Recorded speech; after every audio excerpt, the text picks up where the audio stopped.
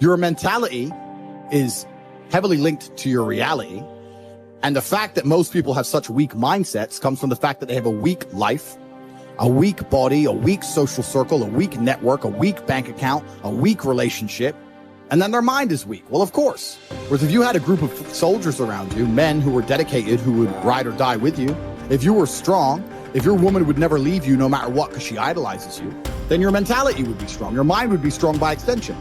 So if someone comes to me and goes, I doubt myself, I usually look at them and go, yeah, I understand why. You're a little fat piece of shit. You're stupid. Of course you do. Excuses sound best to the person that's making them up. Stop feeling sorry for yourself. Get off the pity potty. Telling everybody your sad and sob stories, trying to get people to show up to your pity potties and your pity parades. If you ever see me in a Rolls Royce, a 6 or 7 star hotel, living my life to the fullest, don't get jealous of me, because I worked my ass off to get it. Nobody handed me nothing. Wake your ass up. Awaken the beast inside. It's game on. It's go season. It's time for you to take advantage of the access and the resources that you have in your country and your community. You got a problem with your life.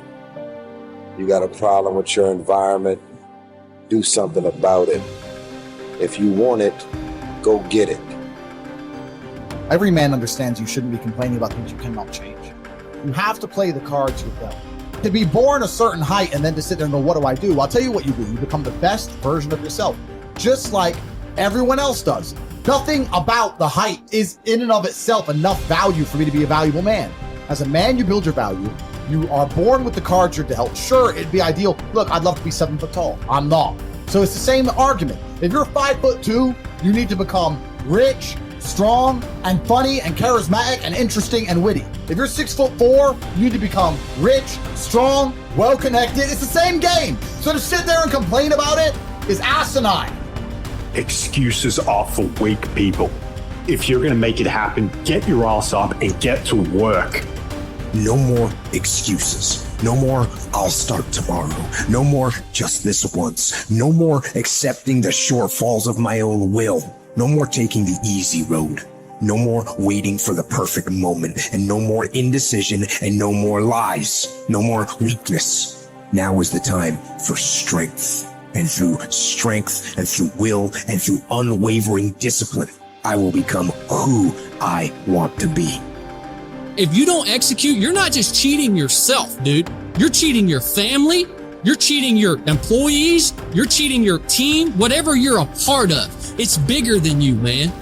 Many of you have given control of your life to your feelings. You got to take back control right now. You must harden your fucking mind. You got to discipline yourself. When it's time to rise, you fucking rise. When it's time to work, you fucking work. You have to just work. At some point, you have to bite the bullet and just work. Working harder is never going to not help. No matter what scenario you're in, working harder is never going to not help you. And it's amazing that I give different versions of the same answer for 99% of the questions I'm asked. Work harder. If you have a problem, whether you're broke, whether you're out of shape, whether your friend dies, whether your girl leaves you, whether you're depressed, whatever it is, working harder is almost always the answer. So you know what you need to do. You need to do it. And what's amazing, again, it's kind of like the antidote. If you take the antidote before the poison, then you never get sick in the first place. If you're always working as hard as possible, if you're always working your ass off and trying to be the best version of yourself every single day, then you never get sick in the first place. You're already working. You're already taking the antidote. So things can't attach to you. They can't get hold of you. Working hard is the antidote to everything. So why don't you just do it in advance? Why don't your life just become work like mine? Why don't you just dedicate yourself to a cause and get up and do what you're supposed to do every single day?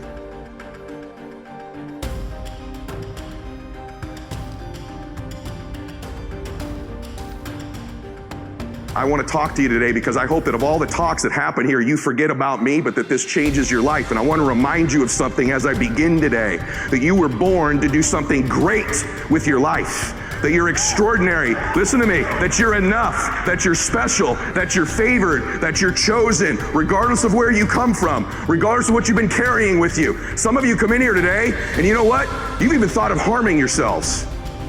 Maybe you're even proud of the fact you haven't killed yourself. But every day, some of us are killing ourselves with the shame we carry from something we've done, some humiliation, some fear. We put this gun to our head every day that tells us we're not enough. We're not strong enough, pretty enough, smart enough, favored enough, that we're doomed. And we carry these guns in our head every day that shame us, that take our confidence from us, that steal our joy. It's like a knife. You don't have to kill yourself because you do it every day.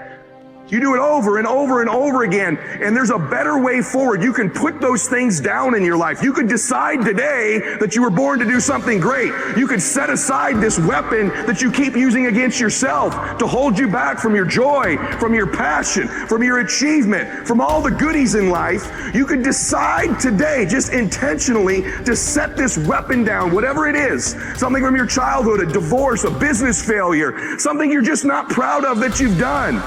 Set it down. Stop using it as a weapon against yourself and realize that happened for you and not to you. I'll prove it to you. I'm a big believer in fake it till you make it. I don't want you seeing, people say, well, social media is so full of like these fake lives. People have always lived fake lives. I was living a fake life way before social media came along. In fact, when I became an entrepreneur, I wanted to be somebody so bad. I wanted to be rich so bad. I thought, if I don't look successful, no one's going to listen to me. Who's going to listen to a young kid in business about how to save your money when I didn't have any? That was my own limiting belief. What's yours? You have this kind of convoluted limiting belief about why you can't do something right now that's your own BS story you keep telling yourself. How about you just drop that story? How about you just decide it's a lie, even if it is true? I'm not going to just teach you not to tap into your pain. I'm going to teach you how to do it. Okay, I teach people how to change things technically, but I believe in this concept of living blissfully dissatisfied, which means there's a way. Most achievers have it backwards. They think, hey, if I enjoy my success, I'm going to lose all my drive, right? And then other people that aren't successful yet, haven't reached what they want, or they delay their bliss until a destination in the future. Once I get this relationship, once I make that money, once I get that car, once I have that home, then I'll let myself feel bliss. And so I teach you that the concept is you can live blissfully and still be dissatisfied. Your pathway to changing how you feel about yourself, of getting to the next level, is always giving, always giving, always giving. I have this thing I kind of run my life through that kind of is my governor on my life of when I'm trying to give and when I'm trying to make a difference for people. And I just have this hallucination. I am a Christian, and so I believe that someday when I die, there's an accounting. I don't care if you. I'm actually one of these very interesting people that I believe in the quantum field and energy because I know it exists, and I believe my Lord and Savior created it. You have whatever your belief is wonderful. I don't preach. I just want you to know. I know there's an energy field. I know there's a God, and Lewis asked me on the show, what are 3 truths? And I said, the first thing is there's a God. I just want you to know that. So you believe your beliefs. I respect them. I admire them. I have people from every belief center in the world on my program. But I just want to say to you, this is my prism I live my life through. It governs my decision making. And I make mistakes all the time. One of the cool things about being a Christian is I'm saved by the grace of God because I know I'm going to sin. That's one of the cool things about my particular faith. But the point that I want to make, because I sin all the time. I make mistakes all the time. I've already used profanity, I think, 4 times in this talk.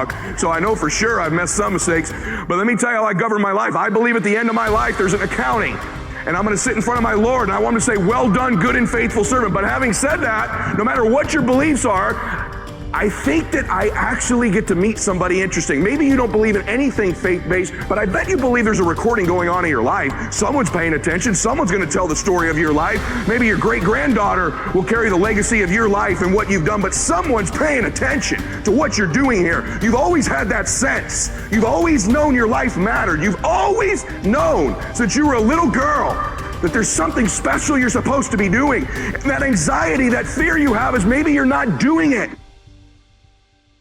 In life, our first job is this: to divide and distinguish things into 2 categories.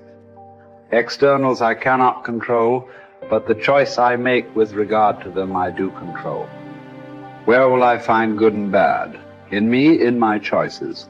Negative visualization, in other words, teaches us to embrace whatever life we happen to be living and to extract every bit of delight we can from it. But it simultaneously teaches us to prepare ourselves for changes that will deprive us of the things that delight us. It teaches us, in other words, to enjoy what we have without clinging to it. Over the years, I have come to realize that the greatest trap in our life is not success, popularity, or power, but self-rejection. Success, popularity, and power can indeed present a great temptation, but their seductive quality often comes from the way they are part of the much larger temptation to self-rejection. When we have come to believe in the voices that call us worthless and unlovable, then success, popularity, and power are easily perceived as attractive solutions. The real trap, however, is self-rejection.